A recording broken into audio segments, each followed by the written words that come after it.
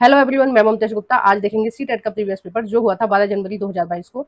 और इस पेपर के हमने कई सारे पार्ट पहले कंप्लीट कर लिए हैं। अगर आपने नहीं देखे हैं तो आप इसी वीडियो के डिस्क्रिप्शन में सी टेट के प्रीवियस पेपर की लिंक डली हुई है, उस लिंक पर क्लिक कर देख सकते हैं। मैंने अब तक 2023 से और 2015 तक के सभी पेपर कंप्लीट करा दिए हैं। अगर आपने नहीं देखे हैं तो आप उसी प्लेलिस्ट पर क्लिक कर बाकी के जितने भी पेपर हैं उन सबको भी देख सकते हैं। ये साइड में जितनी भी प्लेलिस्ट लगी हुई है ये सभी मैंने पढ़ाई है। एनसीईआरटी को बहुत ज्यादा डिटेल में पढ़ाया है क्योंकि एनसीईआरटी से बाहर सीटेट के पेपर में कुछ नहीं आता है। 6th, 7th और 8th क्लास की हिस्ट्री, ज्योग्राफी और पॉलिटिकल साइंस से ही सारे क्वेश्चन आते हैं, इनसे बाहर कुछ नहीं आता है। इसलिए मैंने एनसीईआरटी को बहुत अच्छे से कराया है। आपको पहले मैंने किसी चैप्टर को कराया और उसके बाद उसके एमसीक्यू कराए, इसलिए हर सब्जेक्ट की आपको दो दो प्लेलिस्ट देखने को मिलेंगे। देखो, हिस्ट्री की दो हैं, ज्योग्राफी की दो हैं और पॉलिटिकल साइंस की दो हैं।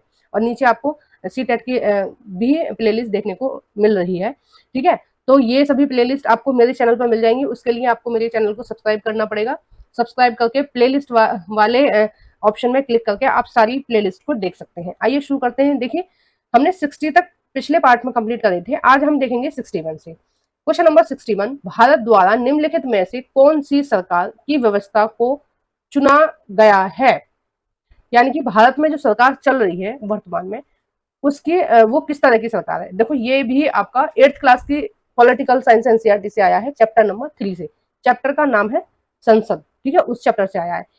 पहला है राष्ट्रपति एवं एकात्मक या एकीय। दूसरा है संसदीय एवं संघीय। तीसरा है राष्ट्रपति एवं संघीय। चौथा है संसदीय एवं एकात्मक एकीय। ठीक है, तो इसका जो सही आंसर हो जाएगा वो हो जाएगा दूसरा, संसदीय एवं संघीय। यानी कि हमारे देश में किस तरह की शासन प्रणाली है? संसद वाली है। और संघीय एवं संघीय प्रणाली है। संघीय प्रणाली से मतलब होता है कि एक केंद्र है और राज्यों का संघ है। ठीक है, वो केंद्र किनसे जुड़ा हुआ है? राज्यों से जुड़ा हुआ है। ठीक है, एक केंद्र और राज्य के संघ को क्या बोलते हैं? संघीय सरकार बोलते हैं। आइए नेक्स्ट देखते हैं क्वेश्चन नंबर 62।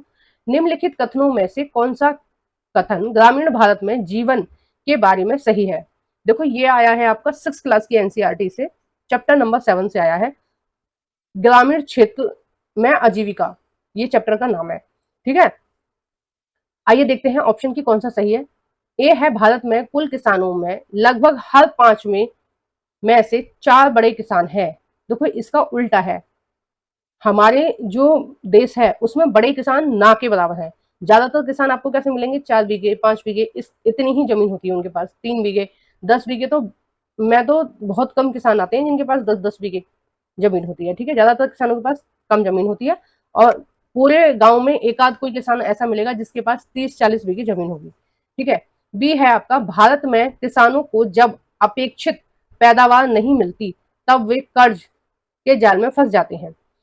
देखो, ये बात बिल्कुल सही है। अपेक्षित माने जितना उन्होंने अनुमान लगाया होता है कि भाई हमने किसी खेत में बीज, खाद ये सब मिला जुला के 10,000 की लागत आ गई। अब वो क्या सोचते हैं, कम से कम हमें 30,000 का इसमें 30,000 की इसमें फसल आनी चाहिए। ठीक है, और 30,000 ना तो 20,000 की तो आनी ही चाहिए, क्योंकि पूरी साल किसान उसी खेत में लगा है। किसान लगा है, उसकी वाइफ लगी है, उसके बच्चे लगे हैं, तो इन सबकी मेहनत डिपेंड कर रही है उस फसल पर। अगर पैदावार उसके अकॉर्डिंग नहीं मिल पाती है तो उसको क्या करना पड़ेगा? कर्ज लेना पड़ेगा। अगर उसको 20,000 से भी कम मिल रहे हैं उस खेत में जिसमें उसने 10,000 रुपए लगा दिए हैं, तो फिर उसका परिवार कैसे चलेगा? नहीं चल पाएगा। पूरी साल के बच्चों का फीस का खर्चा, दवाई का खर्चा, बहुत सारे खर्चे होते हैं, खाने पीने का खर्चा, सब कुछ उस फसल पर डिपेंड करता है। और हमारी फसल जो है वो डिपेंड करती है प्रकृति पर, बारिश पर। ठीक है, टिड्डियों पर, कुछ फसल को टिड्डियां बर्बाद कर देती है, नील गांवों पर, मतलब बहुत सारे जो प्राकृतिक चीजें हैं उन पर निर्भर करती है। तो कई कई बार तो किसानों को बहुत ज्यादा नुकसान भी होता है। ठीक है, देखो ये वाला तो सही हो जाएगा। नेक्स्ट देखते हैं सी, छोटे किसान अपनी ऋण संबंधी आवश्यकताओं के लिए मुख्यतः बैंकों पर आश्रित रहते हैं। देखो, जो छोटे किसान होते हैं वो बैंकों पर आश्रित नहीं होते हैं, वो जो गांव में अमीर लोग होते हैं ना, साहूकार लोग, उन पर आश्रित होते हैं।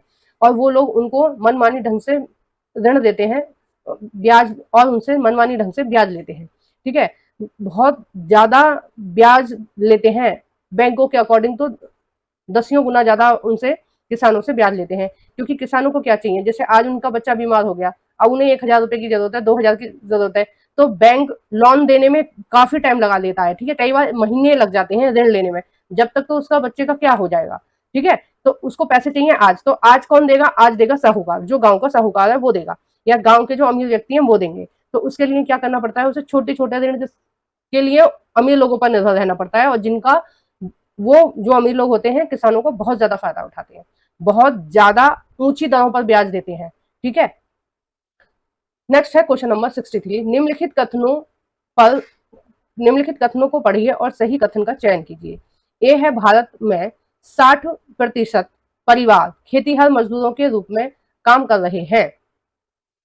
बी है, गांव में सीमित आय उपार्जन के चलते खेतीहर मजदूर दूरवर्ती स्थानों पर प्रवास कर रहे हैं। देखो, क्योंकि गांव में जो है आमदनी कम होती है, ठीक है, पूरा परिवार एक खेत के एक छोटे से टुकड़े पर पूरी साल निर्भर रहता है। तो कई बार क्या होता है कि उपज इतनी नहीं होती है, फसल इतनी नहीं होती है कि सबका काम चल सके। तो लोग क्या कर रहे हैं? सीमित आय है, यानी कि रोजगार के बहुत ज्यादा साधन नहीं है, केवल एक खेती ही है और तो कुछ नहीं है। आजकल भैंस का काम भी छिन गया है, पहले भैंस पालते थे गांव के लोग, आजकल वो भी काम उनसे छिन गया है, क्योंकि भैंस इतनी महंगी हो गई है कि एक नॉर्मल इंसान, मजदूर इंसान उन्हें खरीद ही नहीं सकता। एक एक 1.5 लाख की भैंस आती है, तो वो काम भी प्राइवेट कंपनियों ने छीन लिया है। अब वो पैकेट वाला दूध चलने लगा है, वो काम भी उनका खत्म हो गया है। तो आय कैसी है? सीमित है। इसकी वजह से क्या कर रहे हैं? वो दूरवर्ती स्थानों पर प्रवास कर रहे हैं, यानी कि वो गांव को छोड़कर वो शहरों में मजदूरी वगैरह कुछ भी करके अपना जीवन बसर करते हैं। तो ये वाला ऑप्शन आपका सही हो जाएगा। सी देखते हैं, किसानों से नियमित रोजगार की चाह में खेतीहर मजदूर बाजार में प्रचलित वेतन से कम वेतन स्वीकार करते हैं। यानी कि बाजार में जो वेतन है एक मजदूर का, ठीक है, हाल फिलहाल में 500 रुपए का रेट चल रहा है। 500 रुपए में एक व्यक्ति आपके घर काम करने आएगा, वो सुबह के 9 बजे से और शाम के 5 या 6 बजे तक काम करता है। ठीक है, 8 घंटे के लगभग वो आपके यहाँ काम करेगा। तो उस 8 घंटे के वो आपसे कितने लेगा? 500 रुपए लेगा, और उस 8 घंटे में उसका 1 घंटे का लंच होता है। तो लगभग 7 घंटे के काम के वो कितने पैसे लेता है? आपसे 500 रुपए लेता है। ठीक है, लेकिन जब वो गांव में काम करने जाते हैं वही मजदूर, तो क्या करते हैं? वो कम रेट पे भी काम कर लेते हैं, क्योंकि रोजगार मिल ही नहीं रहा। तो अब जितने में मिल रहा है उतने में कर लो, ठीक है ना।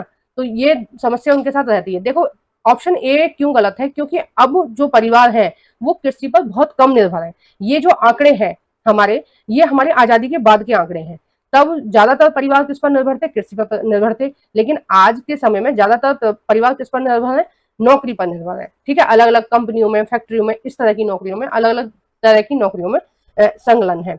तो ये आंकड़ा 60% नहीं है, ये आंकड़ा अब हाल फिलहाल में 50% के आसपास आ गया है।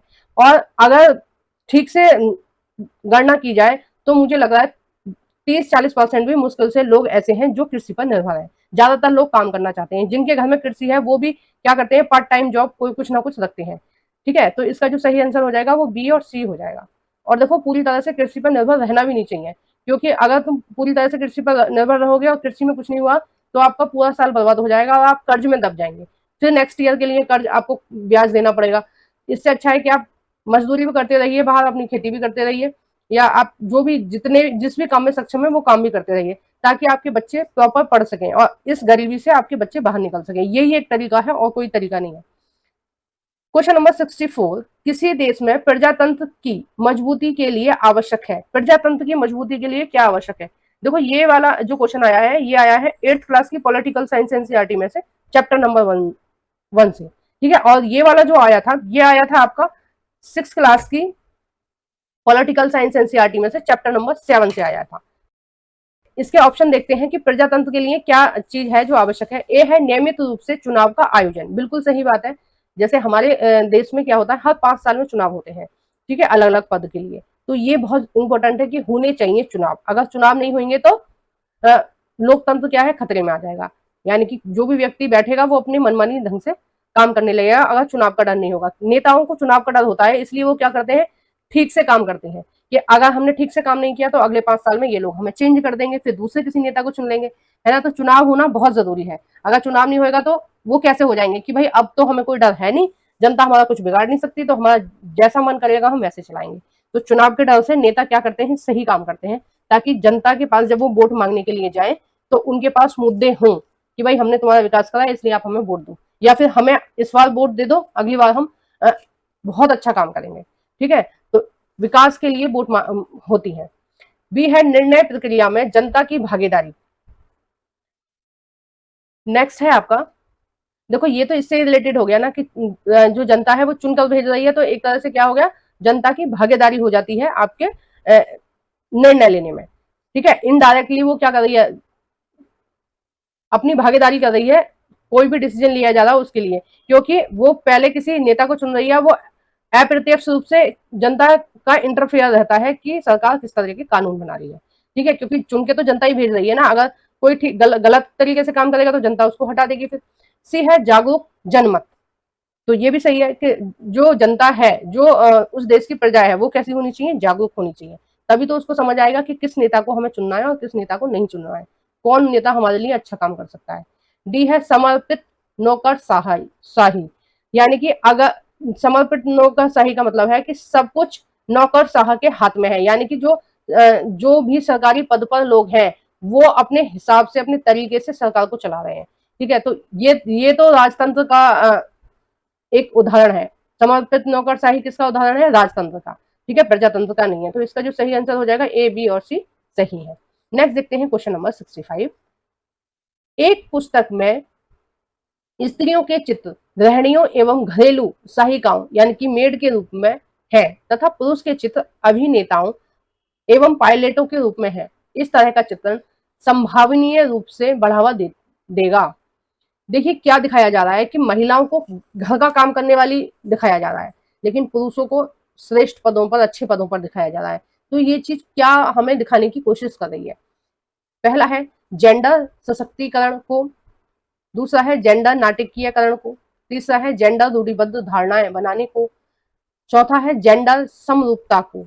तो 65 का जो सही आंसर हो जाएगा वो हो जाएगा तीसरा, जेंडर रूढ़िबद्ध धारणाएं बनाने को, क्योंकि ये क्या है, रूढ़ी चली आ रही है, यानी कि विचार एक पीढ़ी से दूसरी पीढ़ी में ट्रांसफर हो रहे हैं। ये सदियों से ये चली आ रही है विचारधारा धारा कि जो घर का काम काज है वो कैसे कौन करता है, वो औरतें करती हैं।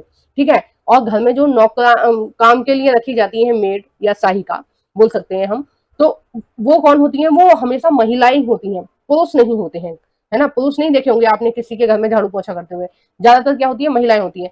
और पुरुषों को हमेशा ऐसे दिखाया जाता है कि वो काम कर रहे हैं, मेहनत बाहर जॉब कर रहे हैं, इस तरह के उच्च पदों पर दिखाया जाता है। तो ये क्या है, एक रूढ़िवादी धारणा है, रूढ़िबद्ध धारणा है जो एक पीढ़ी से दूसरी पीढ़ी में ट्रांसफर हो रही है। रूढ़िबद्ध धारणा का मतलब ये होता है कि कोई भी विचारधारा एक पीढ़ी से दूसरी पीढ़ी में हर बार ट्रांसफर हो रही है। ठीक है, तो ये विचारधारा आपके बाबा के टाइम में भी चलती थी, आपके पापा के टाइम में भी चल रही है, आपके टाइम में भी चल रही है, और आप चाहें तो इसको चेंज कर सकते हैं। ठीक है, आप चाहें तो अपनी मम्मी का, अपने पापा का, अपनी मम्मी का घर में हाथ बटा सकते हैं। अगर आप लड़की हैं तो पापा का काम में हाथ बटाइए, अगर आप लड़का है तो मम्मी का काम कीजिए, थोड़ा सा मम्मी की किचन में हेल्प कराइए, मम्मी की साफ सफाई में हेल्प कराइए, ताकि ये इस तरह की जो धारणाएं ये खत्म हो सके।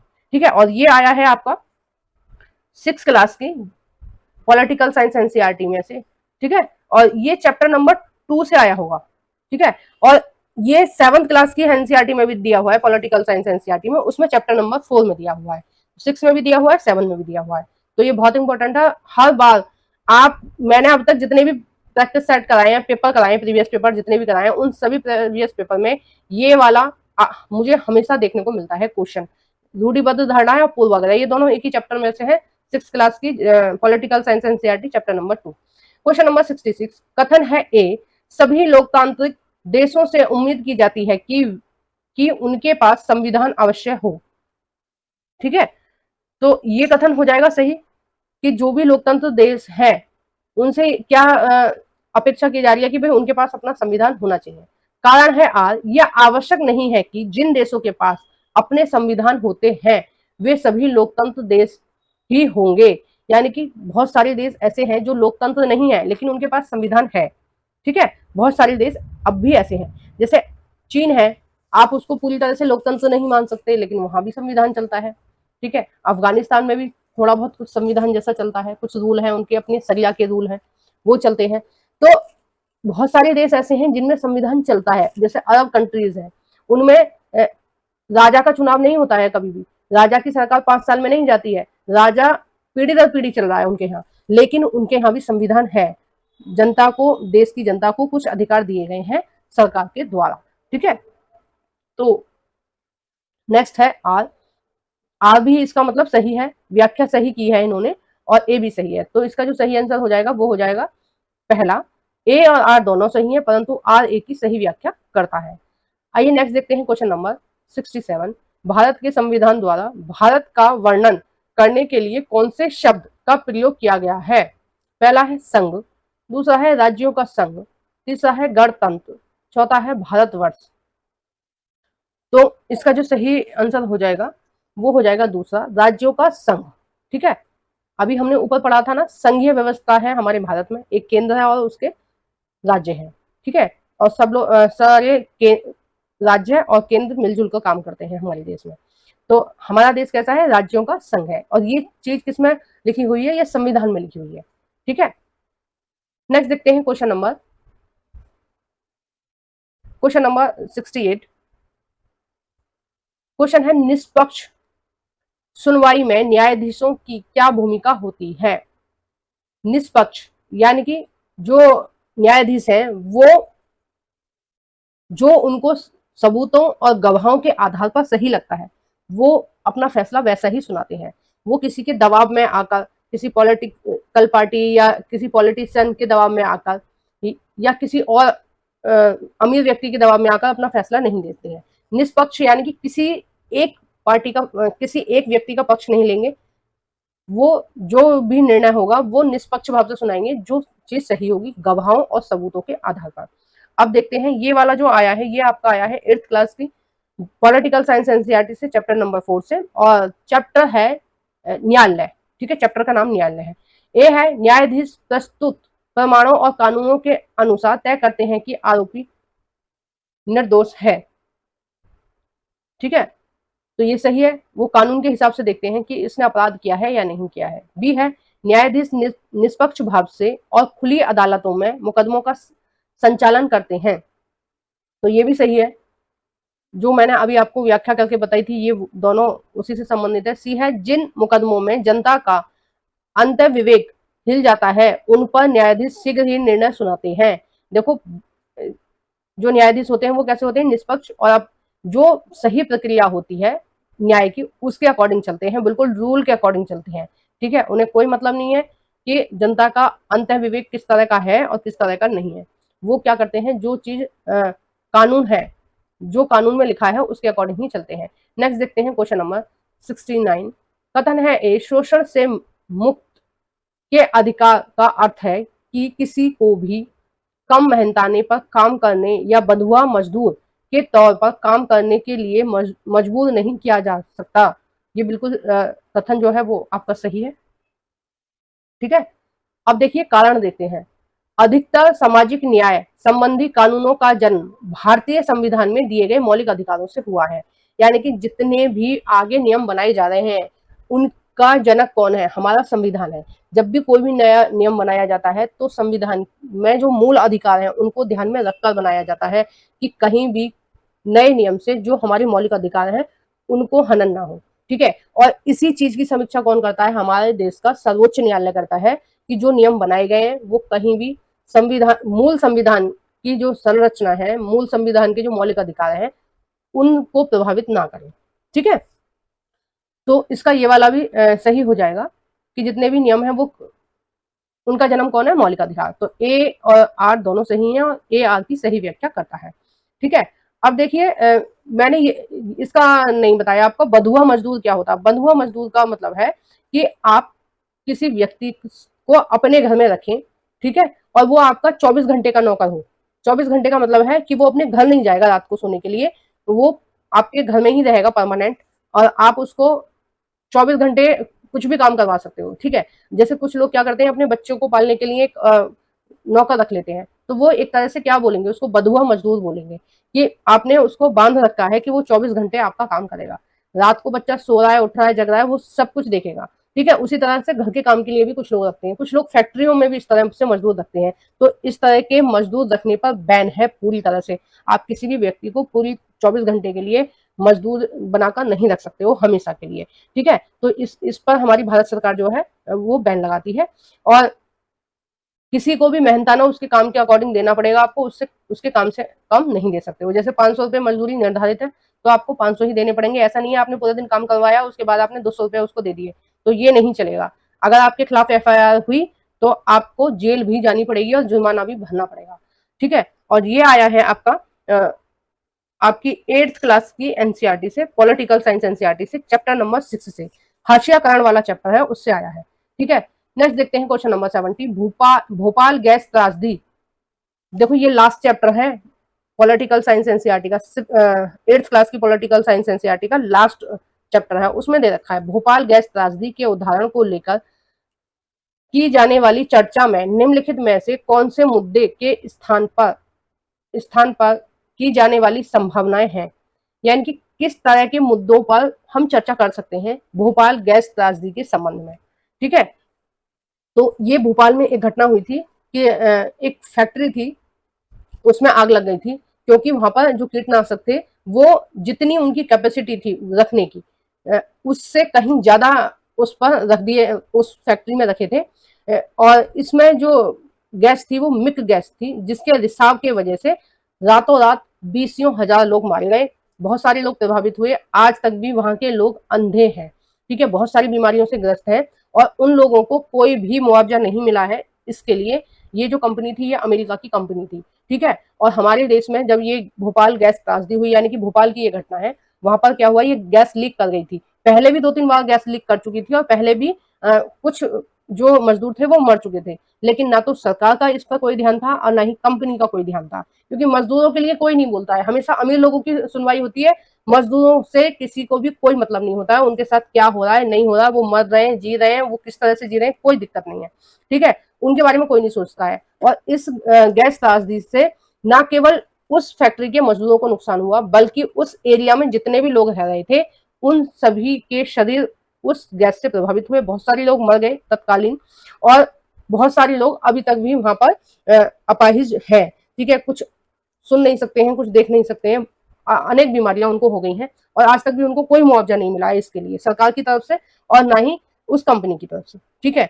और वहां का जो पानी है वो अभी तक भी दूषित है, ठीक है, आज भी वहां पर जो गैस का रिसाव है कि जो मलबा था, बहुत सारी चीजें थी, उसकी भी सफाई नहीं की गई है, और आसपास का एरिया आज भी वहां का दूषित है।